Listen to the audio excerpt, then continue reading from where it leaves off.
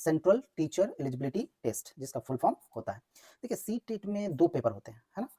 एक पेपर 1 होता है, एक होता है पेपर फर्स्ट और एक होता है पेपर 2। देखिए पेपर 1 किसके लिए है? जो बच्चे 1 से 5 में टीचर बनना चाहते हैं, क्लास 1 से लेकर के 5 में। पेपर 2 किनके लिए? जो 6 से लेकर के 8 में टीचर बनना चाहते हैं, यानी कि जो प्राइमरी स्कूल में टीचर बनना चाहते हैं, यानी कि पीआरटी के टीचर बनना चाहते हैं, तो वो पेपर 1 देते हैं। जो टीजीटी टीचर बनते हैं, वो पेपर 2 देते हैं। पेपर 1 देने के लिए जो एलिजिबिलिटी है, पेपर 1 देने के लिए जो एलिजिबिलिटी है, वो है आपका योग्यता है कि आपके पास डीएलएड होना चाहिए, डीएलएड होना चाहिए। और पेपर 2 देने के लिए जो एलिजिबिलिटी है, या तो आपके पास बीएड होना चाहिए, या फिर आप डीएलएड भी हैं, या तो आपने डीएलएड कर रखा है प्लस में आपने बीए भी कर रखा है, तभी आप 6 to 8 में टीचर बनेंगे, तो आप पेपर को दे सकते हैं। तो ये थी एलिजिबिलिटी कि डीएलएड आपने किया हो और यहाँ तक कि आपने बीएड किया हो तो आप पेपर 2 दे सकते हैं। मैंने बताया कि पेपर 1 देते हैं जो क्लास 1 से लेकर के 5 में टीचर बनना चाहते हैं, पेपर 2 देते हैं जो 6 to 8 में टीचर बनना चाहते हैं। और ये सीटेट एक केंद्र सरकार की एजेंसी है ना, जैसे कि इसके नाम से पता चल रहा है कि सेंट्रल टीचर एलिजिबिलिटी टेस्ट। अब बात करते हैं कि आखिर पेपर 1 में क्या सिलेबस होता है और इसके लिए क्या स्ट्रेटेजी फॉलो करनी चाहिए, जिससे जो है कि आपका सीटेट एक बार में क्रैक हो जाए। तो देखिए ये जो सिलेबस है इनको 5 हिस्सों में बांटा गया है। तो देखिए पहला जो होता है, पहला अगर हम लेते हैं, पहला जिसको कहते हैं CDP, यानी कि चाइल्ड डेवलपमेंट साइकोलॉजी, जिसे हिंदी में क्या कहते हैं? हिंदी में कहते हैं बाल विकास। हिंदी वाले बच्चे भी समझ सकते हैं कि इसे क्या कहते हैं? बाल विकास कहते हैं। ठीक है, तो पहला होता है CDP। दूसरा जो होता है वो होता है आपका EVS, यानी कि इन्वायरमेंटल स्टडीज, जिसे हिंदी में कहता है पर्यावरण अध्ययन। क्या कहते हैं? पर्यावरण अध्ययन, पर्यावरण अध्ययन कहते हैं जिसे। देखिए तीसरा में जो होता है वो होता है आपका मैथ, जिसे गणित कहते हैं हिंदी में, है ना? और चौथा जो टॉपिक है वो है लैंग्वेज 1, यानी कि लैंग्वेज फर्स्ट। और पांचवा जो होता है लैंग्वेज सेकेंड। तो ये पेपर 1 के लिए सिलेबस होता है। सीडीपी होता है, ईवीएस होता है, मैथ होता है, लैंग्वेज 1, लैंग्वेज 2 होता है। तो क्या हमें स्ट्रेटजी अपनानी चाहिए जिससे जो है कि आपका सीटेट बहुत आसानी से एक बार में निकल जाए, है ना? तो देखिए सीडीपी कितना का आता है? 30 नंबर का आता है। ईवीएस भी कितना का आता है? 30 नंबर का आता है। गणित भी कितना का आता है? 30 नंबर का आता है। और लैंग्वेज 1 भी 30 नंबर का आता है और लैंग्वेज 2 भी 30 नंबर का आता है। टोटल आपका जो नंबर हो गया 150। तो 150 नंबर का एग्जाम होता है, जिसमें से पास होने के लिए जो जनरल कैटेगरी के बच्चे हैं उनको 90 लाना पड़ता है आउट ऑफ 150 में 90 लाना है। लेकिन अगर जो बच्चे कैटेगरी से बिलोंग करते हैं जैसे कि ओबीसी, एससी, एसटी, तो आपको 8.2 आप ले लो, 83, है ना? 83 लाना पड़ेगा आपको 150 में, अगर आप ओबीसी से बिलोंग करते हैं। ठीक है, तो आपका रिजल्ट यानी कि आपको माना जाएगा कि आप पास हैं। और जो बच्चे जनरल से हैं उनको कितना लाना है? 90 नंबर लाना है 150 में। तो अब बात करते हैं कि आखिर ये 90 नंबर आएगा कैसे? कैसे आप 90 नंबर ला सकते हैं आसानी से? 90 नहीं बल्कि आप एक अच्छा स्कोर से कैसे जो है कि पास कर सकते हैं? तो देखिए बहुत बड़ा जो फैक्टर यहाँ पे आपको दिखाई दे रहा होगा वो है सीडीपी, और यहाँ पे 2 लैंग्वेज, है ना? तो सीडीपी में क्या क्वेश्चंस पूछे जाते हैं? सीडीपी यानी कि बाल विकास। तो बाल विकास में क्वेश्चंस रहेंगे कि आप बच्चे से रिलेटेड, बच्चे किस उम्र में कैसे पढ़ते हैं, उनका कितना ब्रेन डेवलप होता है, यानी कि ना स्कूली शिक्षा से रिलेटेड क्वेश्चन पूछे जाते हैं। देखिए अगर आप सीडीपी को सही से पढ़ लेते हैं तो यहाँ पे जो एक एवरेज स्टूडेंट होता है, जो एक एवरेज स्टूडेंट है, वो भी 25 से लेकर के 28 क्वेश्चन सही कर देता है सीडीपी में। क्योंकि सीडीपी बहुत आसान पूछी जाती है, बहुत मुश्किल नहीं रहता है। अगर उसको आप बढ़िया से समझ लीजिएगा और खुद पे आप उसको देखिएगा इम्प्लीमेंट करके बच्चों पे कि बच्चों पे क्या उसका इम्पैक्ट पड़ता है, तो आसानी से आंसर आपको निकल के आ जाएगा। तो आप उसमें ज़्यादातर जो बच्चे होते हैं उसमें 25 से अबव ही स्कोर करते हैं। तो आप सीडीपी को अच्छे से पढ़ लीजिए, है ना? सीडीपी को अच्छे से पढ़ने के लिए मैं इसलिए कह रहा हूँ क्योंकि सीडीपी इसलिए सबसे इंपॉर्टेंट फैक्टर है। सीडीपी क्यों सबसे इंपॉर्टेंट फैक्टर है? ये जानने के लिए आपको देखिए बताते हैं। सीडीपी इंपॉर्टेंट फैक्टर कितना का आ रहा है आपका? 30 नंबर का आ रहा है। तो सिर्फ ये नहीं समझिए कि सीडीपी यहाँ 30 ही नंबर का आ रहा है। अब देखिए पर्यावरण है ना, देखिए पर्यावरण आपका मैं आपको बता रहा हूँ इम्पोर्टेंस ऑफ सीडीपी, सीडीपी का कितना इंपॉर्टेंस है आपके पेपर में वो, क्योंकि अगर आपको पेपर पास करना है तो सीडीपी पे अच्छा कमांड होना चाहिए। देखिए यहाँ पे आपका सीडीपी 30 नंबर का आ रहा है, ठीक है। अब जो ईवीएस है, पर्यावरण अध्ययन, इसमें ये भी ना, ये जो 30 नंबर है ना, ये 15 प्लस 15 में डिवाइडेड रहता है। अब 15 प्लस 15 क्या है? 15 प्लस 15 ये कि देखिए 15 नंबर का फैक्ट पूछे जाते हैं और 15 नंबर को ये ईवीएस कैसे पढ़ाना है, एक तरह से मानिए कि सीडीपी जैसा ही क्वेश्चन, है ना? साइकोलॉजी के ही क्वेश्चन रहते हैं, लेकिन वो रहेंगे बेस्ड ऑन पर्यावरण, कि पर्यावरण के अप्रोच में, पर्यावरण पढ़ाने के लिए आप किस तरह का अप्रोच करेंगे, किस तरह का मेथड का इस्तेमाल करेंगे, उससे रिलेटेड। तो ये भी क्या है, एक तरह का सीडीपी है। तो आपका ये 15 नंबर यहाँ पे सीडीपी हो गया। आप अगर गणित में आते हैं, तो यहाँ पे भी गणित भी 2 हिस्सों में आपको डिवाइडेड मिलेगा, 15 प्लस 15, है ना? देखिए 15 नंबर से आपको गणित के बारे में पूछा जाएगा, ठीक है? कैलकुलेशन ये सब जो भी रहेंगे, जनरल गणित।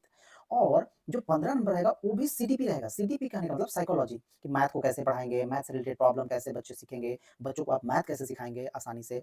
तो ये साइकोलॉजी के क्वेश्चन यहाँ पे 15 नंबर के आएँगे। फिर अगर आप लैंग्वेज में आते हैं, लैंग्वेज के भी क्वेश्चन ऐसे ही 2 हिस्सों में डिवाइडेड रहता है, 15 प्लस 15। यानी कि 15 नंबर तो आपको लैंग्वेज में पैराग्राफ से क्वेश्चन पूछा जाएगा, 2 पैराग्राफ दिया रहेगा, उसी में से आपको खोज करके देना है आंसर। और जो 15 नंबर और रहेगा, वो रहेगा साइकोलॉजी का क्वेश्चन, यानी कि सीडीपी का ही क्वेश्चन मान लीजिए। सीडीपी क्वेश्चन कैसे रहेंगे कि लैंग्वेज को आप कैसे पढ़ाएँगे, लैंग्वेज में क्या प्रॉब्लम होते हैं, बच्चे लैंग्वेज को कैसे सीखते हैं, किस उम्र में कितना सीख जाते हैं, तो लैंग्वेज की साइकोलॉजी पूछी जाएगी आपको। उसी तरह से सेकंड लैंग्वेज में भी सेम है कि 15 नंबर पैराग्राफ रहेगा, यानी कि उसी में से खोज करके आपको लिखना रहेगा, और 15 नंबर का रहेगा सीडीपी यानी कि साइकोलॉजी से क्वेश्चन। तो आप देख सकते हैं कि सिर्फ साइकोलॉजी से देखिए 30 नंबर यहाँ, 15 नंबर यहाँ, 15 नंबर यहाँ, 15 नंबर यहाँ, 15 नंबर यहाँ। तो आप देख सकते हैं कि ये जो नंबर है, ये जो नंबर है, वो सिर्फ जो है कि साइकोलॉजी से, अगर आपका साइकोलॉजी आपने अगर सीडीपी को बढ़िया से पढ़ा और थोड़ा पर्यावरण को कैसे पढ़ाना वो देख लिया, साइकोलॉजी, मैथमेटिक्स को देख लिया, लैंग्वेज को देख लिया, तो आपका जो है कि देखिए कितना हो गया, 60 और 90 नंबर। तो आपका 90 नंबर सिर्फ सीडीपी यानी कि एक तरह से मानिए कि साइकोलॉजी से ही आ रहे हैं क्वेश्चन। आपके कितने क्वेश्चन आ रहे हैं साइकोलॉजी से, डायरेक्टली और इनडायरेक्टली? 90 नंबर का। और अगर आप इसको इग्नोर करते हो तो कभी भी आप सीटेट नहीं निकाल पाओगे।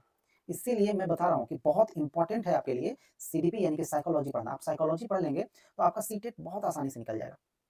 तो अगर आप सीटेट का एग्जाम देने वाले हैं तो आप इस बात को बढ़िया से जान लें कि सीटेट पास करना है तो आपकी साइकोलॉजी अच्छी होनी चाहिए, क्योंकि साइकोलॉजी आपका पर्यावरण में भी घुसा हुआ है, गणित में भी घुसा हुआ है, लैंग्वेज में 1 में 2 में दोनों में घुसा हुआ है। इसीलिए सीडीपी को बढ़िया से पढ़िए। और फिर उसके बाद आ गया कि ईवीएस, तो जो फैक्ट्स हैं, अब बच्चों को आएगा कि आखिर ईवीएस किस सब्जेक्ट को कहते हैं? देखिए ईवीएस कहते हैं जब आर्ट्स और साइंस दोनों के मटेरियल, दोनों के जो मवाद होते हैं, सामग्री होते हैं, उसे कहते हैं पर्यावरण। यानी कि जो बच्चे 3 से लेकर के 5 में पढ़ते हैं, उनके लिए अलग से साइंस की किताब, अलग से आर्ट्स की किताब नहीं होती है, यानी कि अलग से हिस्ट्री, ज्योग्राफी और अलग से विज्ञान की किताब नहीं होती है, बल्कि विज्ञान और सोशल साइंस, विज्ञान और सामाजिक विज्ञान दोनों के सामग्री को मिला करके एक नया किताब है, जिसको हम पर्यावरण अध्ययन कहते हैं। उसी में बच्चों को साइंस भी पढ़ाया जाता है, उसी से बच्चों को आर्ट्स भी पढ़ाया जाता है। और ये किताब चलती है सिर्फ 3 से लेकर के 5 क्लास तक। क्योंकि 5 फिर 6 क्लास से फिर अलग-अलग हो जाता है, फिर हिस्ट्री अलग, यानी कि आर्ट्स की किताब जो है कि सामाजिक विज्ञान की किताब अलग हो जाते हैं और साइंस की किताब अलग हो जाते हैं। तो आपको पर्यावरण अध्ययन जो एनसीईआरटी, पर्यावरण अध्ययन कहाँ से पढ़ेंगे? तो जो एनसीईआरटी की जो किताब है, एनसीईआरटी की जो किताब है 3 से लेकर के 5 तक, उसको बढ़िया से पढ़ जाइए, तो आप बहुत अच्छा स्कोर कर लीजिएगा। फिर उसी तरह से मैथ, मैथ में आपको बेसिक मैथ जानना है, 6, 8, 9, 10 तक जानिए। अगर 8 तक भी आप सिंपल मैथ जानते हैं तो 15 नंबर का आएगा, आप आसानी से कर लीजिएगा। फिर है लैंग्वेज, लैंग्वेज में क्या होता है, मैंने बताया कि 15 नंबर का पैराग्राफ, 15 नंबर का साइकोलॉजी। तो पैराग्राफ तो आप आसानी से कर लोगे क्योंकि उसी में से खोज करके आपको लिखना है। फिर लैंग्वेज की साइकोलॉजी आप पढ़ लो कि कौन सी लैंग्वेज कैसे पढ़ाई जाती है, लैंग्वेज पढ़ाने का तरीका क्या होता है, लैंग्वेज को बच्चे को कैसे आप पढ़ा सकते हैं, लैंग्वेज बच्चे कब कितना सीखते हैं, लैंग्वेज का क्या इंपॉर्टेंस है, लैंग्वेज को कैसे पढ़ाएँगे। तो इस तरह की जो साइकोलॉजी है, उसको क्या करना होगा, आपको पढ़ लेना होगा। तो आप आसानी से आप देखेंगे कि आपका जो है कि पेपर 2 क्लियर हो जाएगा और आप 1 से 5 तक के जो टीचर बनने का जो आपका ख्वाब है, वो पूरा हो जाएगा। तो आई होप कि आपको पता चला होगा कि सीटेट को आप कैसे क्रैक कर सकते हो फर्स्ट अटेम्प्ट में, पेपर फर्स्ट को। अब देखिए पेपर 2, सीटेट का पेपर 2। तो देखिए सीटेट का पेपर 2 का सिलेबस पहले देखते हैं कि क्या है। तो यहाँ भी आपको फर्स्ट में देखने को मिलेगा सीडीपी, आप सीडीपी समझ गए हैं, चाइल्ड डेवलपमेंट साइकोलॉजी, इसको बाल विकास कहते हैं। दूसरा जो आपका यहाँ पे टॉपिक रहता है, वो रहता है अगर आप आर्ट्स से हैं तो एसएसटी रहेगा, है ना? और अगर आप साइंस से हैं तो साइंस और मैथ साइंस इंक्लूडेड रहेंगे, मैथ साइंस आपके इंक्लूडेड रहेंगे।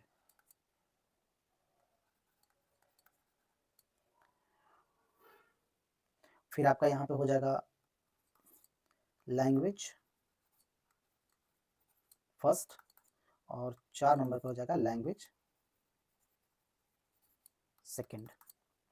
अब देखिए मार्क्स कैसे यहाँ पे डिस्ट्रीब्यूटेड है, यहाँ पे देखिए 30 नंबर का साइकोलॉजी आएगा, यहाँ पे अगर एसएसटी आपने लिया है तो यहाँ पे एसएसटी से 60 नंबर का आएगा, मैथ साइंस आपका तो मैथ साइंस से 60 नंबर आएगा, लैंग्वेज 1 से 30 नंबर का आएगा और लैंग्वेज 2 आपका 30 नंबर का आएगा। ये भी टोटल 150 नंबर का होता है। पासिंग क्राइटेरिया सेम है, जनरल के लिए 90 लाना है और जो बच्चे कैटेगरी से हैं उनको 82 पॉइंट कुछ यानी 83 लाना है। अब बात करते हैं कि इसका क्या अप्रोच है। फिर मैंने बताया कि देखिए सीडीपी आपका रीढ़ की हड्डी है, सीटेट एग्जाम की जो रीढ़ की हड्डी है वो है सीडीपी। सीडीपी को आपको अच्छे से तैयार करना होगा। देखिए यहाँ पे सीडीपी तो आपको 30 नंबर का एकदम आ जा रहा है सीडीपी। फिर यहाँ पे देखिए सीडीपी ये जो पेपर है साइंस का या मैथ का, ये कैसा रहेगा, या तो देखिए ये ऐसे रेशियो आता है 40+20 ऐसे। कुछ ज़रूरी नहीं है कि एकदम एग्जैक्ट इतना ही हो, लेकिन ट्रेंड्स अगर हम देखें तो ऐसा ही रहता है। लैंग्वेज में भी ऐसे ही कि 15 पैराग्राफ और 15 साइकोलॉजी लैंग्वेज का, यहाँ पे भी 15+15 है। यहाँ पे आप देखोगे सीडीपी तो 30 ये हो गया, 20 यहाँ पे साइकोलॉजी से हो गया, 15 15 30 यहाँ हो गया, यानी कि यहाँ पे भी 80 नंबर का आपका 80 नंबर का खेला है साइकोलॉजी से, यानी कि एक तरह से कह सकते हो आप सीडीपी से, ब्रॉडली कह सकते हो आप साइकोलॉजी से। कैसे अप्रोच करोगे, देखिए सीडीपी सेम है, प्राइमरी में जो सीडीपी पढ़ते हैं वही आपको काम आएगा, थोड़ा सा और एडवांस आपका करना है क्योंकि प्राइमरी में बच्चे की उम्र कम होती है और ये बनने आप बनोगे 6 to 8 तक के टीचर, तो इसमें आपको क्या होगा बच्चे थोड़े बड़े-बड़े होंगे, तो उनकी क्या मानसिकता रहती है, बच्चे का कैसे ब्रेन उस समय काम करता है, उनका डेवलपमेंट कैसे रहता है, उसके बारे में थोड़ा-सा आपको ध्यान दे करके पढ़ना होगा।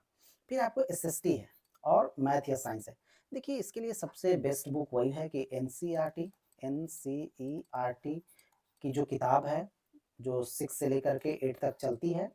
अगर आप एसएसटी से हैं, एसएसटी से तो एसएसटी की पढ़ लीजिए सब किताबें, हिस्ट्री, ज्योग्राफी